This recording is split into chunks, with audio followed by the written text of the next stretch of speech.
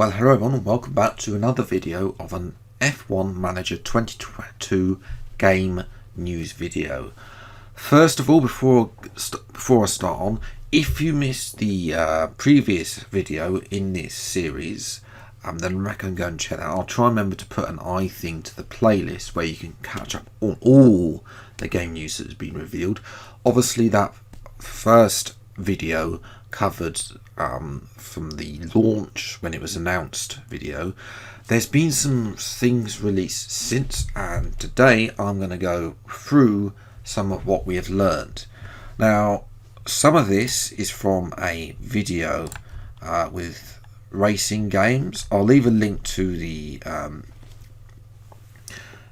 video in the description below where you can go and watch about it. It's only an 8.5 minute interview with, although bearing in mind you can probably skip through parts of it because they have Lawrence Barretto, I probably butchered his name, I do apologise. Basically, he gives an insight of what an F1 team principal actually is, and I'm pretty sure most of you know what a team principal should be doing already as well. But the video is only 8 minutes long, so yes, not very long. So yes, as you're seeing on screen, we've got the first shot. These screenshots were tweeted today by the socials. I've also got some head scans which I've print screen from the video itself as well. So yes, we'll start. This is only of Baku, but you can see already the level of detail that's going into it. I'm not entirely sure what's going on with the weather, but bearing in mind this is a manager game, so you're not really going to you're going to be viewing from the broadcast, from the TV cameras, following the cars around, and not from on the onboard. But you know, the level of detail they've gone through is good. I mean, to go through and all out of all these windows and all the detail on this first screenshot is very good. There's some other screenshots. This one looks a bit better. Again, I'm not seeing the detail on the trees. Looks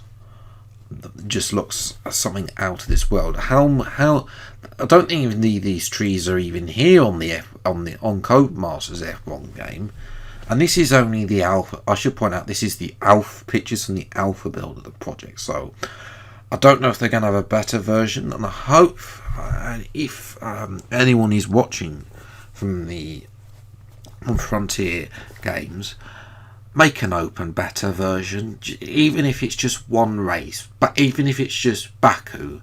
I want to be able to, having that bigger development feedback will be so crucial. That's where I think Codemasters have continue to make such bad games, is that you have to apply it's a closed beta every year. I always personally believe that an open beta of a game is a lot better, but that is my opinion as well. Just give us one race to go around with, like a Grand Prix mode as well, just to give us that insight as well. And of course we've got this final screenshot from Baku as well, which is the penultimate corner, and again this detail is good. It is good. It's certainly very a lot more detail with the trees than it is in the Codemasters game. As I say, these are just still images. We haven't got any actual gameplay to show you through, but the fact of the matter is you can see if this is like this would be a broadcast position, because that's the view that we're not going to be viewing in first person. We are always viewing a third person camera. Then the cars would come through down the hill and through over to the left, over to the right there as well. So I think it's looking good. Also, just going to quickly add before I move on to the head scans, is that you are able to vote on regulation changes.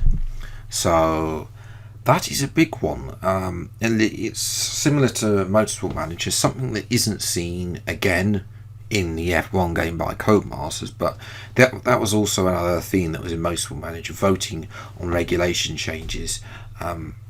like kind of they do in real life, and obviously voting with other team principals as well in the sport, to be honest. We've also got some pictures of some head scans as well. These are taken from the video. We've got Daniel Ricciardo, Sergio Perez and Charles Leclerc. Now, all three of these look pretty detailed. They're certainly a lot better than the Codemasters game. They're not quite as freaky as the successor to Pro Evolution Soccer is, but it's a good amount of detail. And I'm presuming these might be some cutscenes. I have been working with F1 as well. They've also, well, I'll mention this as well. They also mentioned, and they've been getting pit crews in, actual pit crews, and they putting motion sensors on their pit crews and allowing them. Okay, you just make sure you do the change the tyres, and then we'll monitor that and then input that into the game, so you're getting realistic movements. They've also analysed historical data for the driving lines, the racing lines as well, so the AI drive to the racing lines, and probably looking at overtakes, most common overtakes as well, for that as well. So this game is starting to look very good, and it's the bar is getting set even higher with both of these images revealed today. Now, they've also been revealing on their social media platforms an A to Z guide for F1 Manager.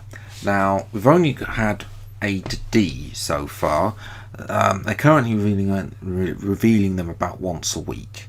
I'm expecting them to increase those reveals as we get closer to the game launch, which we still don't have an exact date for as well. I'll come back to that in a moment, but we'll start with Aerodynamics, which is the airflow over, under and around your cars.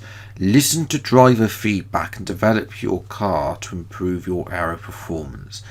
Now, driver feedback was a thing of Motorsport Manager. Again, I'm going to mention Motorsport Manager again.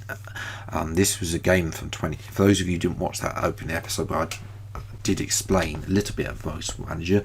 It's basically an old game from it was released in 2016. It wasn't an official licensed F1 game, but it was a manager game as well. And you did have driver feedback in terms of the setup for the cars for each weekend, and I don't know whether or not this could be aimed. This is a little bit vague. It could be aimed towards R&D, or it could be aimed towards setup. It could be both. It'd be nice if it was both. It was saying, hey, we could use with this. This part of the car needs to be upgraded first, for example. That's definitely something to look at. B stands for batteries.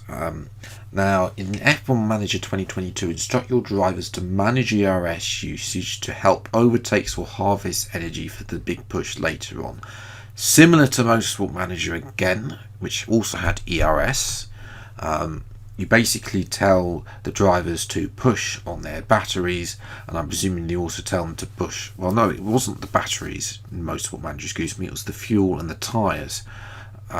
So I imagine, although we did have batteries for, I think batteries were a later addition. I can't remember. It's been quite a while since I played Motorsport Manager. I think they were on Formula E, because that was in Motorsport Manager as well. But yes, obviously, that'll be probably a huge R&D thing. C, cost cap. In F1 Manager 2022, each team will have limits on how much money they can spend. Keep an eye on the budget and manage costs wisely. We don't even have the cost cap was revealed last year, I think it was. Obviously, it's not in the F1 game at all. There is no mention of the cost cap in either My Team or Driver Career Mode. Slightly less improvement in Driver Career Mode. Maybe they couldn't sign you for the F1 game, but there's just nothing of that. And, you know, F1 Manager's bringing it in straight away as well. So that's definitely something to interest. And the latest one, is about Delta, which is basically the term used in F1 for the time difference between cars or lap times.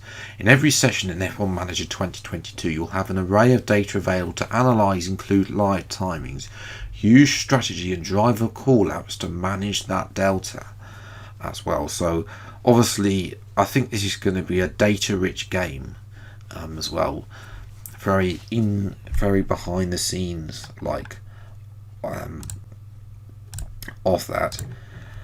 So yes, that is pretty much all the news. That's all that's been released officially. I'm going to quickly touch on what I think the release date is. That this is me speculating, and it's got. I personally think it's going to bear relevance on when Codemasters reveal their game. Now, I personally think that Codemasters are in a bad place right now. The latest patch, 1.18, is causing major issues for online, and one of the biggest leagues in the world, PGSL, which has many esports drivers, including the likes of Jarno Otmir, Tom97 as well, I think is also involved. Don't know if he's in the top tier, but he's definitely in one of those tiers. They've had to cancel all of that because the game keeps they have desyncing issues. I will be trying online for myself to see how bad it is for a video that's coming out next week on the channel.